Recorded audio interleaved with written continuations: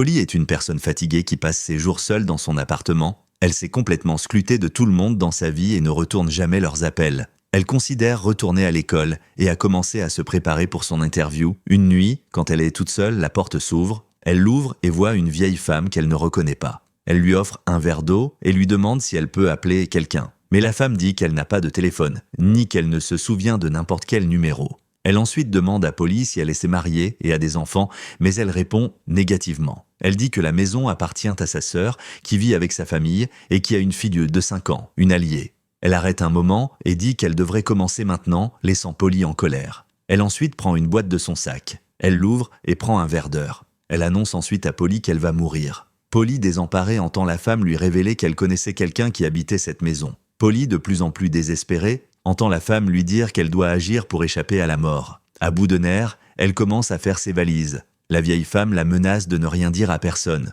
Polly la met à la porte, mais celle-ci l'appelle soudain par son nom. Polly est sous le choc car elle ne s'est jamais présentée. La vieille femme s'excuse, mais Polly rentre en courant et verrouille sa porte. Elle appelle aussitôt sa mère et lui raconte tout, mais sa mère, la prenant pour une vieille dame sénile, lui conseille de se concentrer sur son entretien. Polly sort et trouve le carton au milieu de la route, mais elle n'y prête pas attention et rentre chez elle. Elle prend ensuite une douche et commence à choisir une tenue pour l'entretien. Elle fait défiler son téléphone quand quelqu'un entre dans sa chambre sans qu'elle s'en aperçoive. Soudain, une femme défigurée l'appelle et elle sursaute. Elle descend aussitôt et appelle sa mère. Elle dit qu'elle a senti sa présence et entendu sa voix, mais sa mère ne la prend pas au sérieux et pense qu'elle est sans doute épuisée. Elle se met à fumer, mais sa mère lui raconte. Elle sort le sablier, mais le sable ne s'écoule pas. Elle le dit à sa mère, mais celle-ci affirme qu'elle n'est pas sa mère. Sa voix change lentement et elle annonce que Polly va mourir. Sa voix continue de changer et elle se met à rire d'un rire dément. Polly raccroche aussitôt et découvre qu'on frappe à sa porte. C'est sa mère qui appelle à nouveau. Elle décroche. La femme lui dit qu'elle sait tout d'elle et décrit sa personnalité et ses activités quotidiennes en un souffle. Elle lui demande alors de regarder dans la boîte si elle veut échapper à la mort. Elle explique qu'elle doit y mettre 3 choses, quelque chose qu'elle déteste, quelque chose dont elle a besoin et quelque chose qu'elle aime. Et si elle ment, ils le sauront. La communication est coupée, laissant Polly perplexe. Elle reste assise, déconcertée, se demandant quoi faire. Au bout d'un moment, elle met le paquet de cigarettes dans la boîte en guise de récompense et la referme. Elle attend un peu, puis l'ouvre et constate que les cigarettes sont toujours à l'intérieur. Le sablier se met en marche et elle se sent soudain suffoquée. Elle tombe à terre en toussant et une clé sort de sa bouche. Elle court aussitôt chez sa voisine et lui demande de téléphoner à la police. La femme la fait entrer et lui dit qu'elle lui donnera le téléphone une fois qu'elle aura fini de parler à son mari. Polly commence à s'impatienter, mais la femme refuse de céder. Tout d'un coup, elle a dit que les policiers l'ont appelée et commencé à parler à eux, la laissant perplexe. Elle prend ensuite un couteau et s'attaque, laissant Polly horrifiée. Elle dit qu'ils sont partout, donc il n'y a pas de point d'essayer de courir. Elle s'attaque ensuite à la mort. Polly s'approche de lui, mais c'est trop tard. Elle trouve un « ne t'en fais pas » carré sur son corps. Elle rentre immédiatement à la maison et voit que l'heure glace est en train de sortir du temps. Elle l'éclate, mais ce n'est pas utile et elle commence à travailler à elle-même. La musique sonne et elle reçoit un appel de son père. Elle répond à l'appel, mais sait très bien que ce n'est pas son père. Il dit qu'elle a menti et que ce n'est pas quelque chose qu'elle déteste. Elle doit être honnête avant de manquer de temps. Il dit que lorsqu'elle était jeune, elle avait peur d'un monstre sous son lit et à chaque fois, il lui disait qu'il n'y avait rien. Mais il affirme qu'il se cachait toujours en dessous.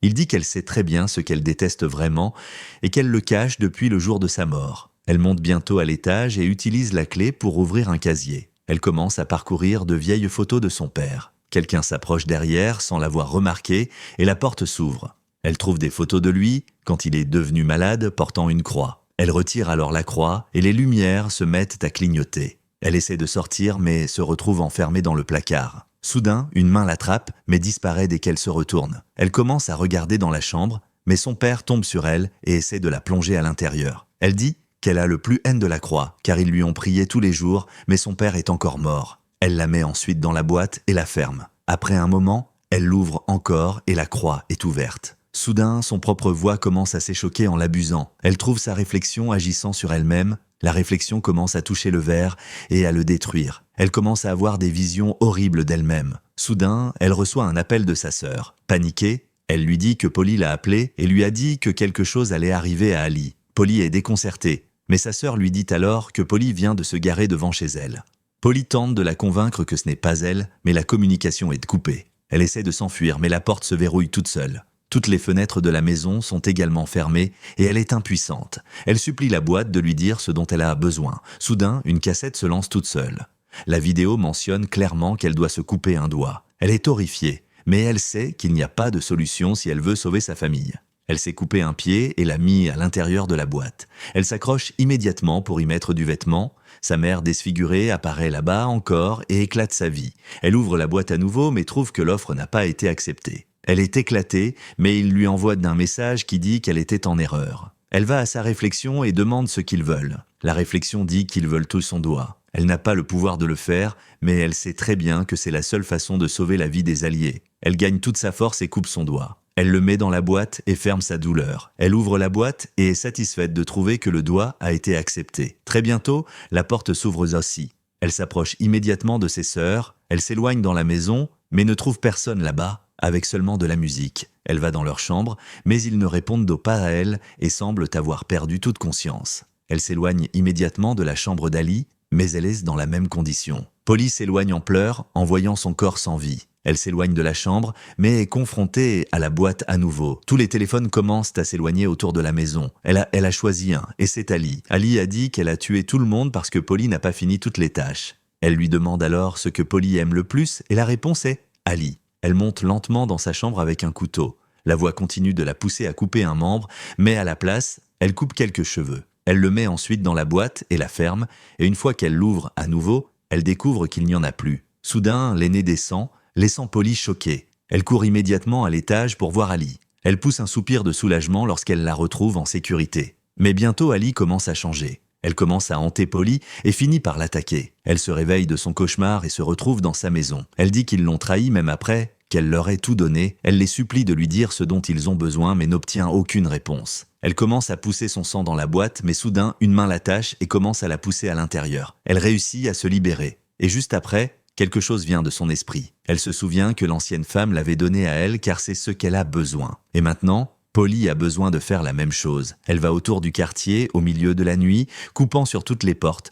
Mais pas une seule personne répond. Une jeune fille l'entend et ouvre la porte. Polly dit que sa sœur vit à l'extérieur de la porte et qu'elle a dû lâcher quelque chose, mais ce n'était pas une maison. Elle demande à la fille si elle peut la lâcher à son endroit. Mais elle refuse. Polly l'empêche et enfin, la fille la laisse entrer. Elle s'excuse de barger si tard à la nuit, mais la fille n'est pas arrêtée par son comportement erratique et s'excusera de lui-même. Elle se rend compte bientôt qu'elle a besoin de tuer la chatte de la fille.